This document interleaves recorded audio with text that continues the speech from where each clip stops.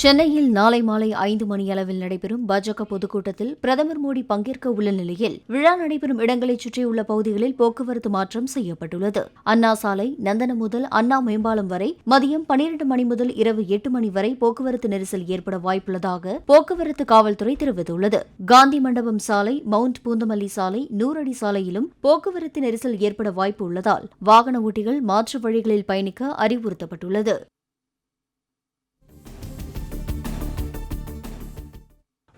தமிழகம் முழுவதும் ரயில் நிலையங்கள், பேருந்து நிலையங்கள், விமான நிலையங்கள் மற்றும் நடமாடும் வாகனங்கள் மூலம் 43,051 மையங்களில் 5 வயதுக்குட்பட்ட குழந்தைகளுக்கு போலியோ சொட்டு மருந்து வழங்கும் முகாம் நடைபெற்றது. சென்னை சைதாப்பேட்டையில் போலியோ சொட்டு மருந்து சிறப்பு முகாமை மக்கள் நல்வாழ்வுத்துறை அமைச்சர் மா. சுப்பிரமணியன் தொடங்கி வைத்தார். தமிழ்நாடு முழுவதிலும் 57,84,000 குழந்தைகளுக்கும் இந்த ஒரே நாளில் போலியோ சொட்டு மருந்து வழங்கப்படுகிறது. தமிழகத்தை பொறுத்தவரை 99% தடுப்பூசி என்பது பயன்பாட்டில் இருந்து வருகிறது. 3000க்கும் மேற்பட்ட அரசு வாகனங்கள் பயன்படுத்தப்பட்டிருக்கிறது.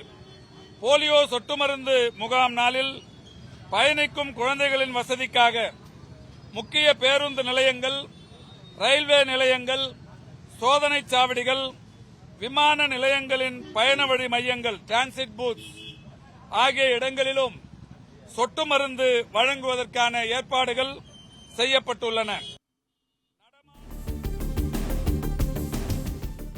ஒரே நாளில் 180 கோடி ரூபாய் போதைப்பொருள் பிடிபட்டிருப்பதால் நாம் வாழ்வது தமிழ்நாடா அல்லது போதைப்பொருள் மொத்த விற்பனை கிடங்கா என்கிற கேள்வியை எழுப்புவதாக அதிமுக பொதுச் செயலாளர் எடப்பாடி பழனிசாமி கூறியுள்ளார். அவர் வெளியிட்டுள்ள வீடியோவில் தமிழ்நாட்டில் அதிகரித்து வரும் போதைப்பொருள் புழக்கம் குறித்து விழிப்புணர்வு ஏற்படுத்தவும், போதைப்பொருள் புழக்கத்தை கட்டுப்படுத்த தவறியதாக திமுக அரசை கண்டித்தும் நாளை அனைத்து மாவட்ட தலைநகரங்களிலும் கண்டன ஆர்ப்பாட்டங்கள் நடைபெறும் என்று தெரிவித்துள்ளார்.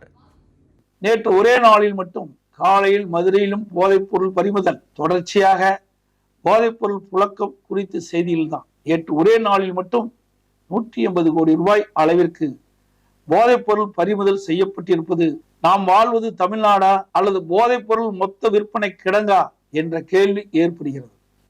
அனைத்து மாவட்ட தலைநகரிலும் இளைஞர்களும், பெண்களும், பொதுமக்களும் ஒன்று கூடி மாபெரும் கண்டன ஆர்ப்பாட்டம் நடைபெறும். 4ஆம் தேதி ஆர்ப்பாட்டத்துடன் இது நிற்கப் போவதில்லை. இந்த போதைப்பொருள் மாஃபியா கும்பல் முழுவதுமாக கைது செய்யப்பட்டு தமிழ்நாட்டில் கடைசி துளி போதைப்பொருள் ஒழியும் வரை எங்களுடைய போராட்டம் நிச்சயம் தொடரும். கடந்த 2013ஆம் ஆண்டே போதைப்பொருள் கடத்தல் வழக்கில் ஜாஃபர் சாதிக் கைதாகியிருக்கிறார் என கூறிய பாஜக மாநில தலைவர் அண்ணாமலை, இத்தனை ஆண்டுகளாக காவல்துறை அவரை கண்காணிக்காமல் விட்டதால் தான் விஸ்வரூபம் எடுத்திருக்கிறார் என்றும் கூறினார். கோவை விமான நிலையத்தில் செய்தியாளர்களிடம் பேசிய அவர் இவ்வாறு கூறினார். அதனால் ஜாஃபர் சாதிக் ஏதோ நீங்கள் இன்னைக்கு நினைக்கிற மாதிரி வந்திருக்கக்கூடிய ஒரு புதிய மனிதர் கிடையாது. 2013 காவல்துறை இது மறுக்கட்டும், நான் எஃப்ஐஆரை கொடுக்குறேன். 2013 ஜாஃபர் சாதிக் கைது செய்யப்பட்டிருக்கின்றார் சென்னையில். 11 ஆண்டுகளில் விஸ்வரூபம் எடுத்திருக்கிறார். 2024 இன்றைக்கி தமிழ்நாட்டை தாண்டி நியூசிலாந்து, ஆஸ்திரேலியா, அமெரிக்கா எல்லா பக்கம் போகக்கூடிய மனிதராக மாறி இருக்கின்றார். இது நம்ம புரிஞ்சுக்கணும். இது systemic problem. 20 kilo synthetic drug பயன்படுத்தக்கூடிய ஜாஃபர் சாதிக் 11 ஆண்டுகளில் 3500 கிலோ ஹேண்டில் பண்ணுறான். அப்போ தவறு எங்கே இருக்குன்னா காவல்துறை கண்காணிக்கணும். காவல்துறையினுடைய முதன்மை வேலை அது சரி பண்ணணும். முதலமைச்சர் ரிவ்யூ மீட்டிங் எடுக்கணும். அவர் தான் உள்துறை அமைச்சர், பொறுப்பு அவர்கிட்ட தான் வரும். நாம் தமிழர் கட்சி அங்கீகரிக்கப்படாத கட்சி என்பதால் சின்னத்திற்கு சரியான நேரத்தில் விண்ணப்பித்திருக்க வேண்டும் என்றும், அப்படி சீமான் விண்ணப்பிக்காததால் அவர்களது சின்னம் பறிபோனது என்றும் அண்ணாமலை கூறினார். அண்ணே, சீமான் அண்ணன் அவர்களுக்கு அவருடைய சின்னம் வேண்டும்னா முதல்ல அப்ளை பண்ணணும். அப்ளையே பண்ணல. என்ன காரணம் சொல்கிறாரு? சென்னையில் வெள்ளம் வந்துச்சு, அதனால் அப்ளை பண்ண மறந்துட்டேன்னு சொல்கிறாரா? அண்ணாமலையா சீமான் அண்ணன் வீட்டுக்கு போய் கையை பிடிச்சி, அண்ணே நாம் தமிழர் அப்ளை பண்ணாதீங்க நான் சொன்னேன்னா? சின்னம் கேட்டு விண்ணப்பிக்கும் நேரத்தில் தாம் வெள்ள பாதிப்பு நிவாரணப் பணிகளில் ஈடுபட்டு இருந்ததால் கரும்பு விவசாய சின்னத்திற்கு விண்ணப்பம் செய்வதில் தாமதம் ஏற்பட்டுவிட்டதாக நாம் தமிழர் கட்சியின் தலைமை ஒருங்கிணைப்பாளர் சீமான் கூறினார். சென்னை வளசரவாக்கத்தில் செய்தியாளர்களிடம் பேசிய அவர், கரும்பு விவசாய சின்னத்தை பெறுவதற்காக கடைசி வரை போராடுவேன் என்றார். இப்ப எல்லாரும் போல சின்னத்துக்கு விண்ணப்பிக்கணும்னு வரும்போது அந்த காலகட்டத்தில் நான் வெள்ளத்தில் ஏற்பட்ட இந்த பாதிப்புக்கு மக்களோடு நின்றுட்டேன். அதை கவனிக்கல. 6 மாசத்துக்குள்ள அந்த சின்னத்தை கேட்டு விண்ணப்பிக்கணும்னு ஒரு கால அவகாசம் இருக்கு தேர்தல் ஆணையத்தில். அப்ப நான் அதுக்குள்ள விண்ணப்பிக்கிறதுக்குள்ள ஒருத்தர் விண்ணப்பிக்கிறாரு. அவசரமா அது அடுத்த அந்த நிமிடமே கையில் அந்த சின்னத்தை எடுத்து கொடுக்க வேண்டிய தேவை என்ன வரும்?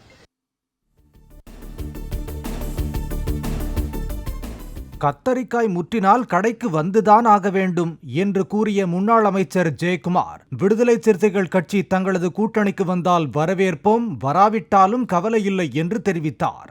சென்னை ராயபுரத்தில் செய்தியாளர்களிடம் பேசிய அவர், யாரையும் நம்பி அதிமுக இல்லை என்று கூறினார்.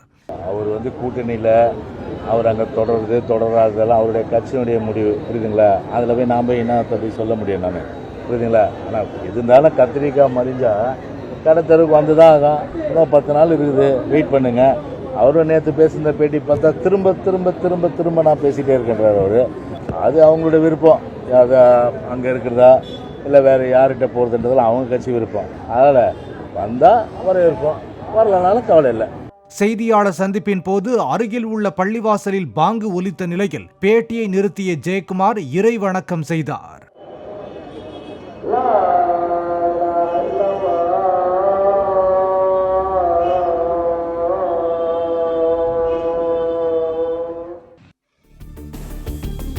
இளைஞர் கொலை வழக்கில் தேடப்பட்டு வந்தவர்களை மாமல்லபுரத்தில் சேசிங்கில் போலீசார் துரத்திய போது தவறி விழுந்த 4 பேருக்கு கை கால்களில் எலும்பு முறிவு ஏற்பட்டது. சென்னை திருமுடிவாக்கத்தைச் சேர்ந்த நிஷாந்த் கடந்த வாரம் கொலை செய்யப்பட்ட வழக்கில் தேடப்பட்டு வருபவர்கள் மாமல்லபுரம் பகுதியில் பதுங்கியிருப்பதாக கிடைத்த தகவலில் போலீசார் அங்கு சென்றனர். போலீசாரை கண்டதும் 2 வீலரில் தப்பிச் சென்றவர்கள் சாலையில் கீழே விழுந்ததில் 4 பேருக்கு எலும்பு முறிவு ஏற்பட்டதாகவும் அவர்கள் மருத்துவமனையில் சேர்க்கப்பட்டதாகவும் போலீசார் தெரிவித்தனர். ஏரியாவில் யார் பெரிய ஆள் என்ற தகராறில் கொலை நடந்ததாகவும் இது தொடர்பாக அண்ணன், தம்பிகள் உள்பட 6 பேர் கைது செய்யப்பட்டிருப்பதாகவும் போலீசார் தெரிவித்தனர்.